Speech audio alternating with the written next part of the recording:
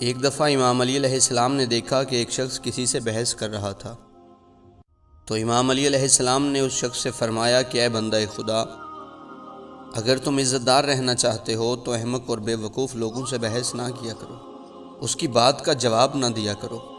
بے وقوف انسان کی بات کا جواب دینا ایسے ہی ہے جیسے جلتی ہوئی آگ میں لکڑیاں پھینکنا۔ بے وقوف انسان کی بات کا بہترین جواب خاموشی ہے، اور خاموشی تمہیں عزت دار بنائے رکھتی ہے۔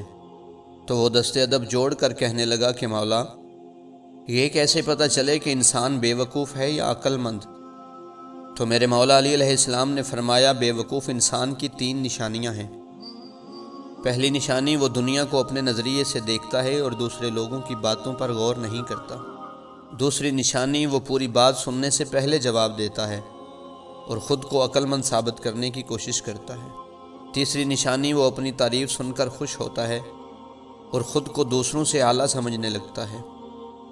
میرے امام علی علیہ السلام نے فرمایا کہ جس انسان میں یہ 3 نشانیاں ہوں تو سمجھ جانا کہ وہ بے وقوف انسان ہے، اور ایسے انسان سے بحث کرنا یعنی خود اپنے آپ کی تذلیل کرنا ہے۔